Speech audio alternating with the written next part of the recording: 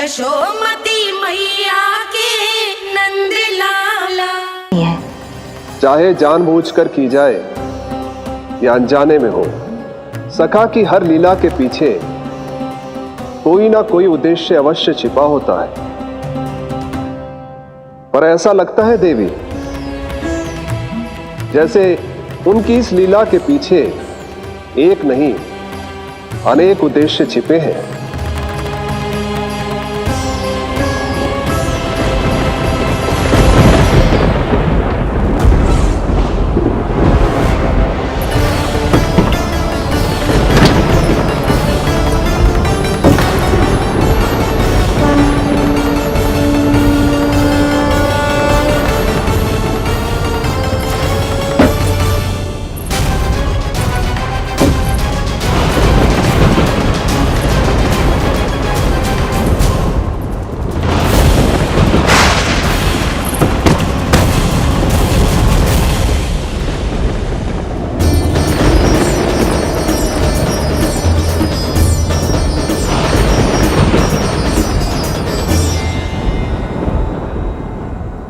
देख रही हो चिज्जी, प्रसाद ना मिली खाने को, तुझे पांव का अंगूठा ही चूसने लग गयो। कान्हा, ये क्या कर रहे हो है? अंगूठा मुंह से निकाल दे लल्ला। अच्छी बात ना है कान्हा। देख कान्हा, तू नींद में है, इसका अर्थ ये ना है कि मैया तुझे अंगूठा चूसने देगी। निकाल अंगूठा मुंह से।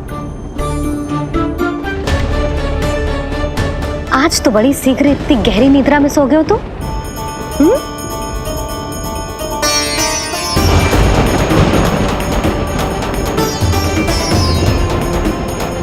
देख रही हो ना चिच्ची, अंगूठा मुंह से निकालने को तैयार ही ना जी। ऐसा क्या आनंद मिल रहा है?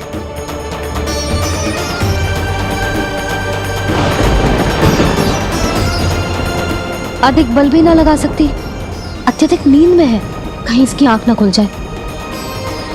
रानी भाभी, लगता है तीव्र वर्षा होने वाली है। मैं और भोला भैया के साथ अगले निकल रहे हैं। हो सकता है उन्हें हमारी आवश्यकता हो। हाँ हाँ, चलो बोला। चिच्ची, तीव्र वर्षा आरंभ होने से पहले आप और बलदाऊ निकल जाओ। ठीक है, किंतु तुम भी सतर्क रहना। हाँ, आप भी ध्यान से जाओ।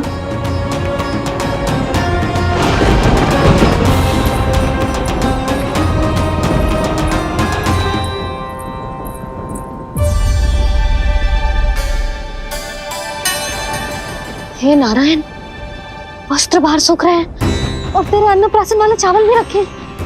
भीतर करना होगा ना अच्छी चांद की भी।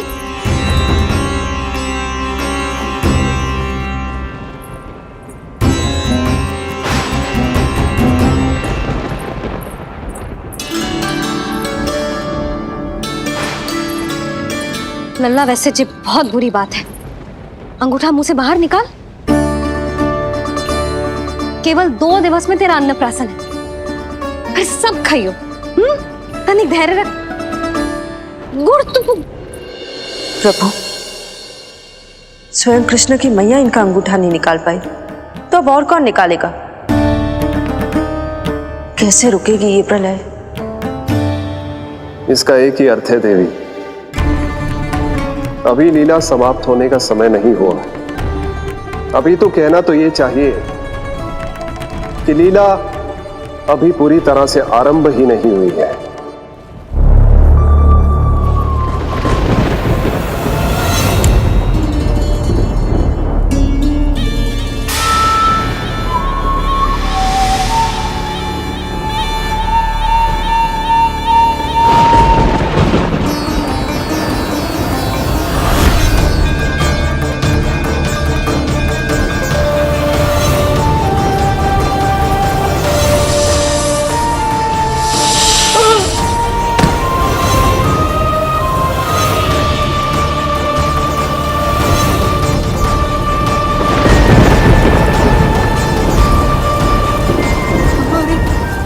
कंस ने प्रलय बुला ली, कंस ने प्रलय बुला ली।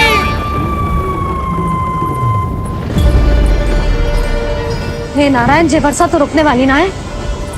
जे गुड़ और गेहूं भीतर रख देती हूँ।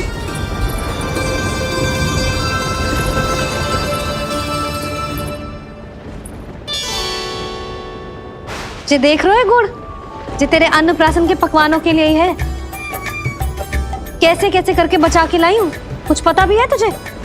और तू है कि जे अंगूठा ही चूसे जा रहा है। हाँ नहीं तो। किंतु आज प्रलय भी आ जाए तो कंस की तलवार का वार रोकने में असमर्थ होगी।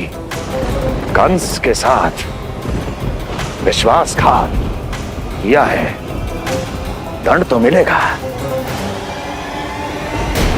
महाराज, वायुमंडल में अचानक आए इस परिवर्तन का हमसे कोई लेना देना नहीं है। हम तो बस अपनी संतानों के श्राद्ध के लिए जा रहे थे। मूर्ख हूं मैं, मूर्ख हूं मैं। कंस एक मूर्ख है, मूर्ख हूं मैं। सब अच्छी तरह जानता हूं मैं। श्राद्ध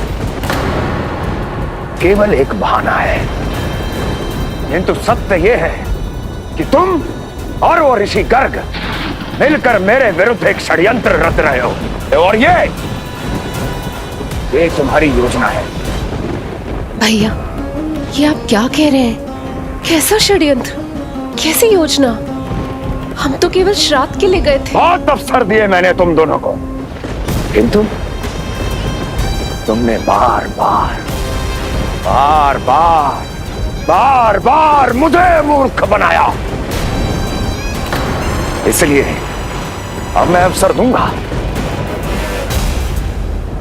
अपनी इस तलवार को।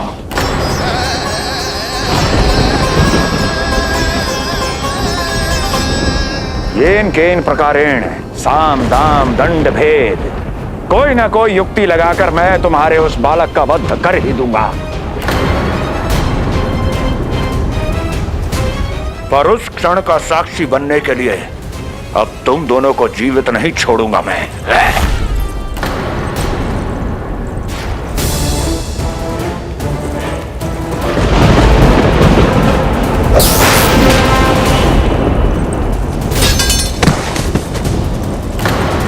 स्वामी,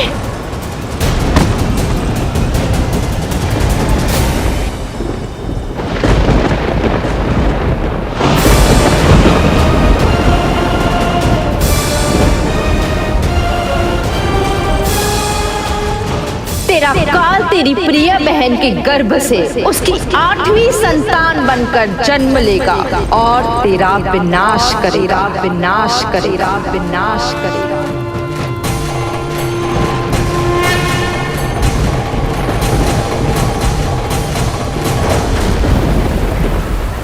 प्रलय आने वाली है, प्रलय आने वाली है, प्रलय आने वाली है।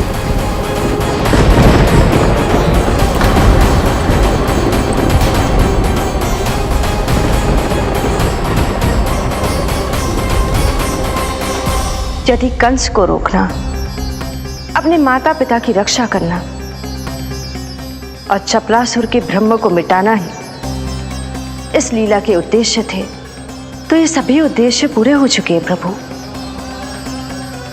अब तो ये प्रलय रुकनी ही चाहिए। ये केवल सखा की लीला ही नहीं है देवी पार्वती, उनकी माया का उदाहरण भी है। मार्कंडेय ऋषि को दिए गए वरदान को पूरा करने के लिए ही ये सब हो रहा है। कौन सा वरदान प्रभु? प्रभु की माया को साक्षात अपनी आंखों से देख पाने का वरदान।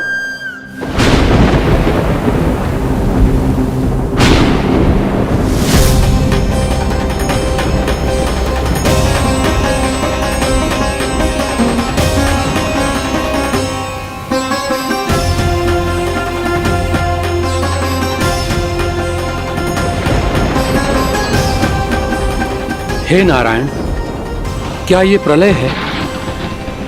क्या संसार समाप्त हो रहा है? तो फिर मुझे मिले इस जीवन का क्या अर्थ है?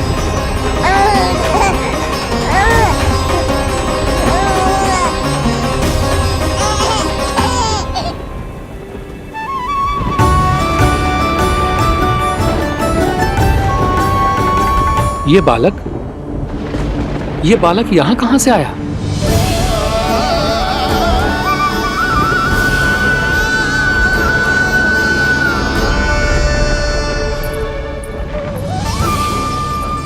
सोते हुए कितना निर्दोष लगता है जी।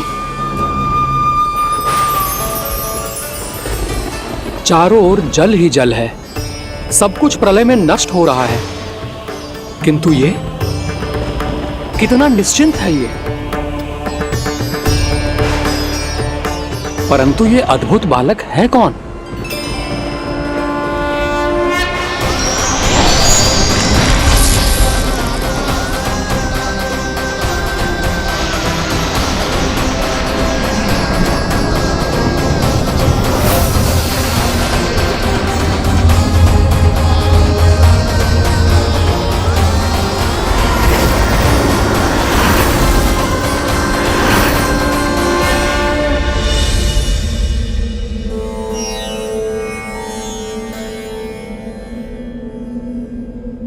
जिन घने काले बादलों ने आकाश को घेरा हुआ था, कहां गए वो? यहां तो प्रलय का कोई चिन्ह ही नहीं है।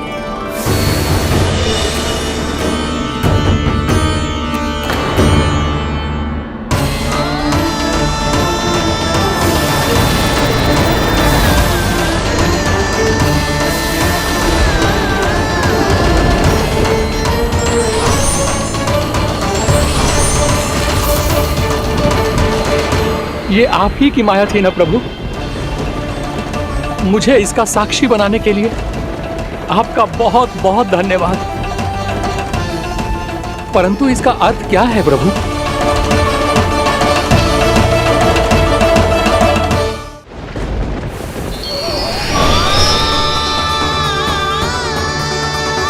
प्रभु,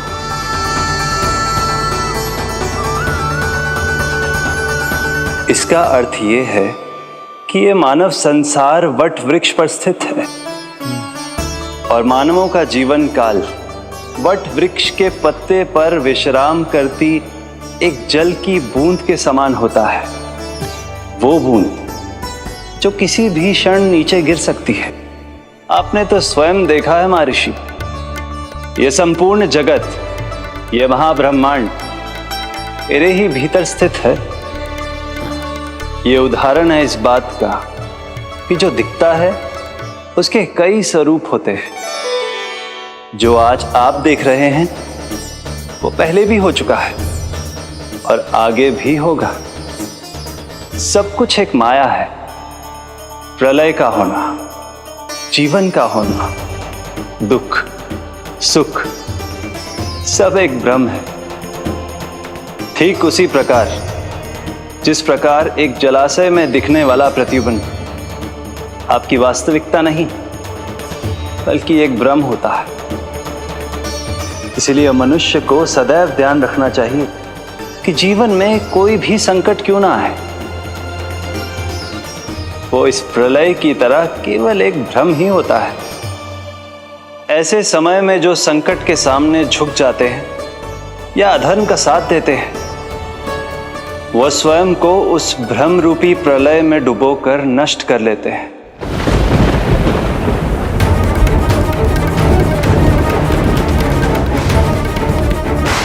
पर जो मेरी शरण में आकर संकटों का सामना करते हैं, वह स्वयं को कठिन से कठिन प्रलय से भी उभार लेते हैं। किंतु प्रभु, सभी व्यक्तियों में संकटों का सामना करने का साहस नहीं होता। कृपा करके आप कुछ ऐसा कीजिए जिससे आपके भक्तों को इतना बल मिले कि वो कठिन से कठिन परिस्थितियों का सामना भी सहर्ष कर सकें। मैं वरदान देता हूं महर्षि, पीपल के पत्ते पर बाल कृष्ण की इस छवि का स्मरण मेरे जो भी भक्त करेंगे उनके साथ मेरा आशीर्वाद सदैव बना रहना। वो चाहे कितनी भी कठिन परिस्थिति में क्यों ना फंसे, बाल कृष्ण की ये छवि उन्हें उससे उभर पाने में सामर्थ्य प्रदान करेंगे।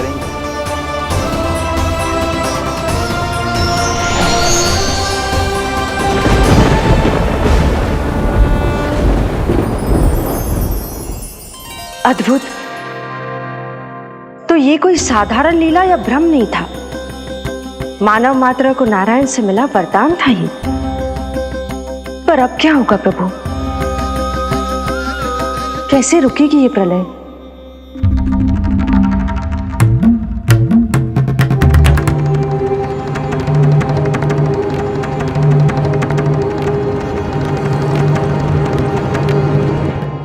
क्या सोच रहे हैं प्रभु? क्या आप रोकेंगे ये सब? नहीं प्रिय, ये कृष्ण की माया है, वही इसे रोक सकते हैं। पर मैं अपने सखा से भेंट करने अवश्य जाऊंगा, और पिछली बार की तरह बिना उपहार लिए नहीं।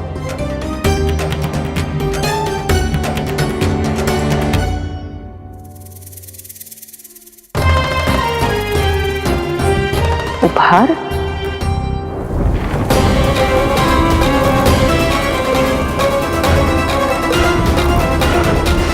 आप तो प्रलय का भी सामना करने के लिए तैयार थे ना भैया? अभी तो प्रलय भी नहीं आई और आपकी ये दशा हो गई।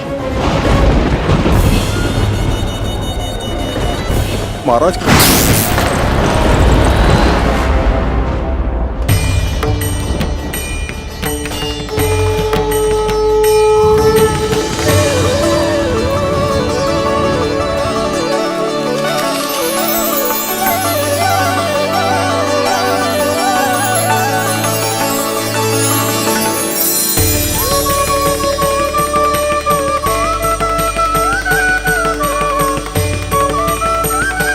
महादेव, आप उपहार में ये निष्प्राण वस्तु देंगे अपने सखा को? सही पहचाना देवी, पर उपहार देने से पहले इसे आकार दूंगा मैं, क्योंकि प्राण तो इसमें बाल कृष्ण ही भरेंगे।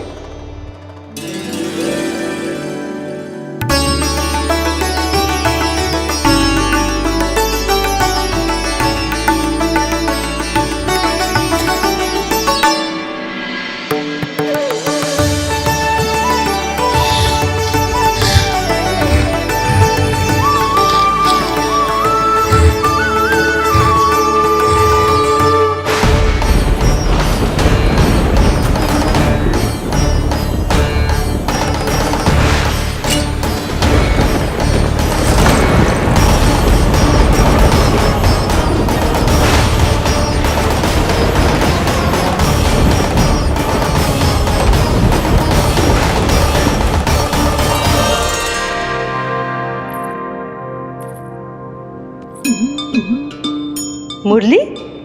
बस उन्हें मेरा उपहार अच्छा लगे। यदि यशोदा मैया ने आपको अपने सखा से मिलने से फिर से रोक दिया तो? इस बार चुपचाप छिपकर उनकी दृष्टि से बचकर जाऊंगा देवी पार्वती, उन्हें पता ही नहीं चलने दूंगा। संभालिएगा प्रभु, यदि यशोदा मैया ने आपको पकड़ लिया तो लेने के देने पड़ जाएंगे महादेव।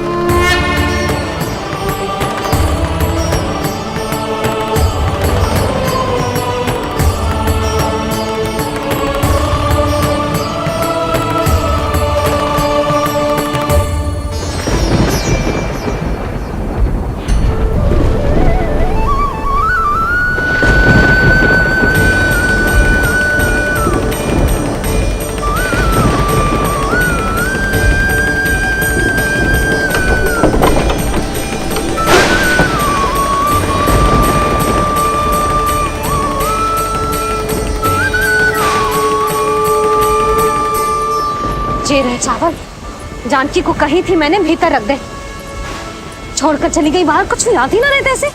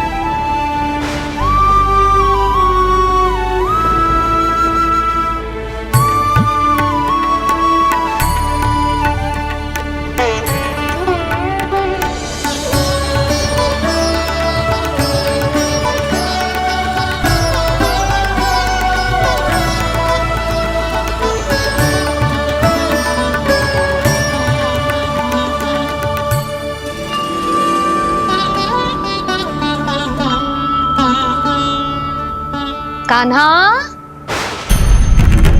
अंगूठा निकाल दे नन्ना, नहीं तो रुक जा, मुझे ही अंगूठा निकालना पड़ेगा तेरा। पूरे वस्त्र भीग गए मेरे, कहीं मेरे कारण इसका श्वास न बिगड़ जाए।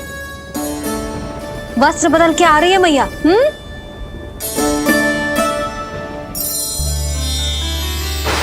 आ रही हूं।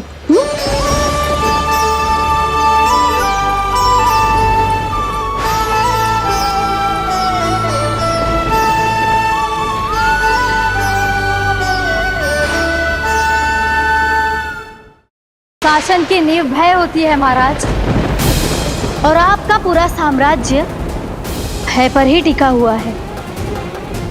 यदि आप ही इस तरह से भयभीत दिखाई देंगे तो आपके साम्राज्य को डगमगाने से कोई भी नहीं रोक पाएगा। एक बार आपने ही कहा था ना कि अपनी दुर्बलता कभी किसी को मत दिखाओ। प्रजा को भयभीत कंस नहीं, भयानक कंस दिखना चाहिए, भयानक कंस। अब आप ये सिद्ध कर दीजिए कि भय आपके शत्रु का नहीं, आपका शस्त्र है, महाराजा धीराज, कंस का शस्त्र।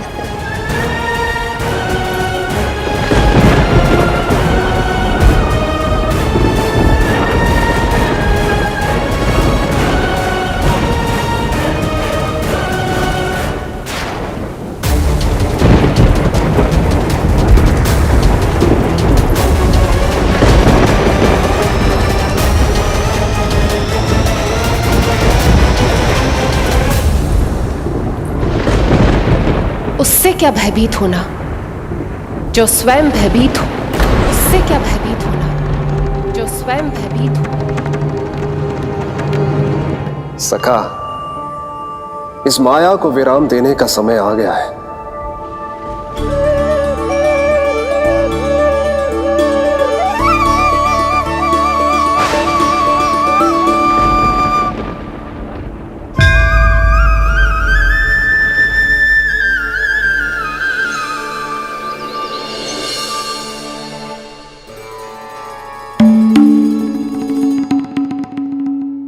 सभी आपके चरण धोकर उसका चरणामृत पीते हैं सखा, और आपने उसी चरण को अपने मुख में रख लिया। यही तो सखा, मैं इस तथ्य से चकित था, इसलिए सोचा एक बार अपने चरणामृत का स्वाद स्वयं भी चख ही लिया जाए। अब जो उपहार लाए हैं वो शीघ्र ही दे दीजिए। कहीं मैया ने आपको देख लिया तो आपको तो अनुभव है वो क्या क्या करने में सक्षम है। आपसे कुछ भी छुपाया नहीं जा सकता सखा।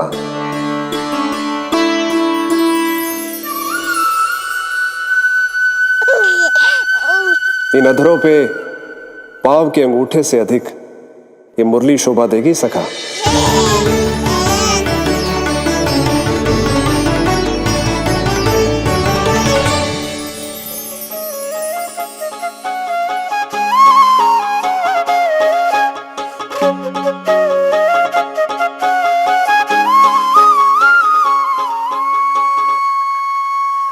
प्राण दे मोहे हाथ लगा के, हुई अमर स्पर्श जो पाके, काठी को जीवनमय कर दिया, मधुर हो गई सारी। मन प्रसन्न मेरा तन प्रसन्न, प्रभु आज से मुरली हुई है तुम्हारी। मन प्रसन्न मेरा तन प्रसन्न,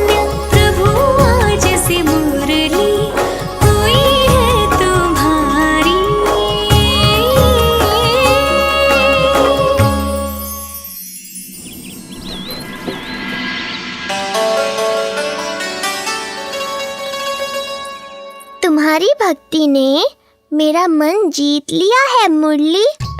शीघ्र ही सारा संसार तुम्हें मेरे नाम से और मुझे तुम्हारे साथ से पहचानेगा।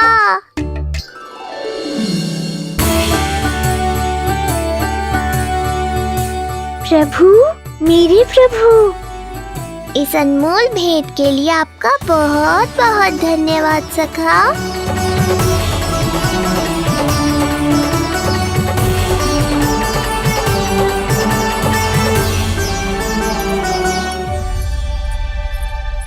सखा, मैया।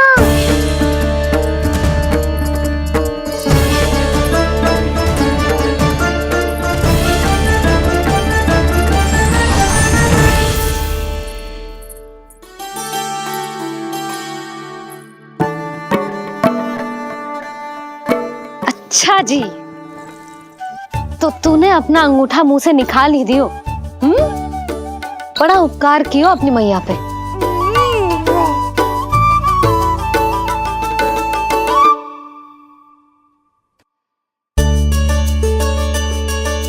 प्रभु, मैया, ऐसा मत करो। मेरी मुरली वापस दे दो मुझे। ये कहाँ से आई? मेरे सखा ने उपहार में दी है। मैंने तो सोचा भी नहीं था मैया कि मेरे अंगूठा मुंह में लेने से इतना सब कुछ हो जाएगा। तेरे मुख पे छाई ये दृष्टता की छाया साक्षी है। ये जो भी हुआ, ये तुम दोनों, उस ऋषि गर्ग और तुम्हारे उस पुत्र का किया धरा है, जिसे तुमने मुझसे छुपा रखा है। जो स्वयं दूसरों का बुरा करते हैं, उन्हें सदैव यही लगता है कि उनके पीठ के पीछे उनके विरुद्ध कोई न कोई षड्यंत्र हो रहा है। मुझे तनिक भर भयभीत देखकर इतना साहस आ गया तुझमें कि मुझे प्रति उत्तर देगी। लगता है तुम दोनों महाराज की तलवार के वार को भूल चुके हो। स्मरण करो, इतने वर्षों में इसने एक बार भी तुम्हें छुआ तक नहीं, लेकिन अनेकों बार तुम्हारे हृदय को रक्त रंजित कर चुकी है ये। मेरी इस तलवार ने तुम दोनों की 6 संतानों का रक्त चखा है, और अब एक और संतान के रक्त में स्नान करने वाली है ये। वो संतान जो गोकुल में पल रही है। बस कंस भैया, बस बस कंस भैया, बस बस कंस भैया, बस।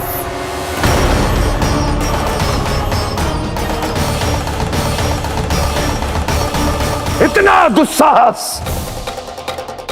तू मुझसे ऊंचे स्वर में बात करेगी अपने बड़े भाई के सामने? बड़े भाई जैसे कौन से कर्म किए हैं आपने? और अब जो कुकर्म करने की आप सोच रहे हैं, उसमें भी असफल होंगे आप। देवकी! नहीं स्वामी, आज मत रोकिए मुझे। बहुत सह चुके हैं हम, बहुत मौन रह लिए, परंतु आज इन्हें सत्य का पता चलना ही चाहिए। भैया, आपको क्या लगता है आप बहुत शक्तिशाली हैं, तो अपना भाग्य बदल सकते हैं? आप भगवान विष्णु का सामना कर सकते हैं। ये भ्रम राक्षस राज रावण को भी था, और यही भ्रम स्वयं को भगवान समझने वाले हिरण्यकश्यप को भी था। पर ना रावण के 10 शीश बचे और ना ही हिरण्यकश्यप का अस्तित्व। पेट चीर के उनके प्राण निकाल लिए थे भगवान ने। तो सोचिए भैया, आपकी क्या दशा करेंगे वो? मैं आज तक ये बात समझ नहीं पाई कि ये आपका अभिमान है या अज्ञान, जो आप भगवान विष्णु का सामना करने चले हैं। देवकी! इस क्रोध का आप कोई लाभ नहीं है भैया। अब तक मैं व्यर्थ ही आपसे भयभीत होती रही, परंतु अब और नहीं। जब हमारी रक्षा स्वयं भगवान विष्णु कर रहे हैं, तो फिर आपसे कैसा भय?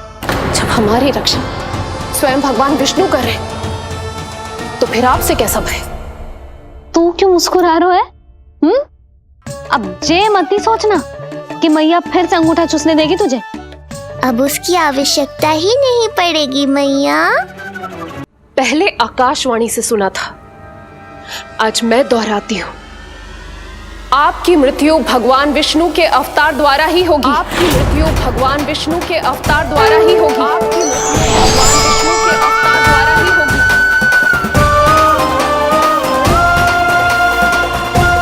भले ही वो कहीं भी क्यों ना हो।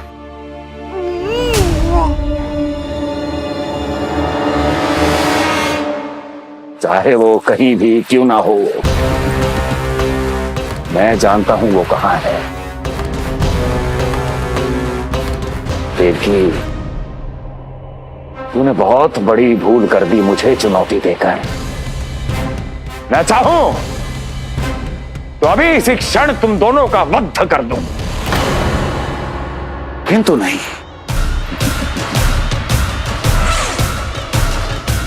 तुम्हें श्राद्ध करना बहुत प्रिय है ना? तो ठीक है, तो अब मैं तुम दोनों का वध तभी करूंगा जब तुम दोनों अपनी 8 संतानों का श्राद्ध एक साथ कर चुके होगे।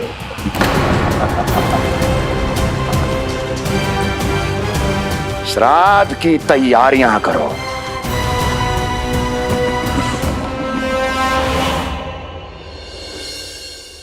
मैया अन्नपूर्णा की कृपा से आज अन्नप्राशन के सभी कर्मकांड अच्छे से हो जाए, भोजन स्वादिष्ट बने और मेरे कान्हा को प्रिय लगे। बस इतना आशीर्वाद दे दो तुलसी मैया।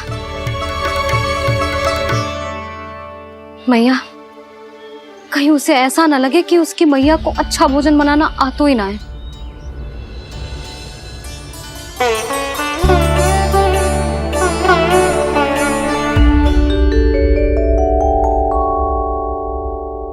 वाह मैया, इतने दिन तक तो कुछ खाने को दिया नहीं, और अब जब खाने का अवसर आया है तो व्यग्र हो रही हो।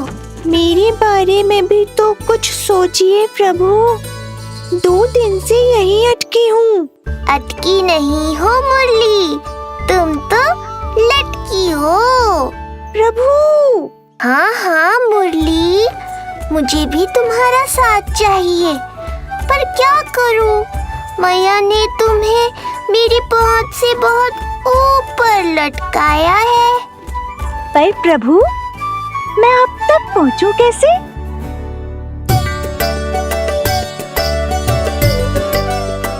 प्रभु, सोचिए मत, कुछ करिए।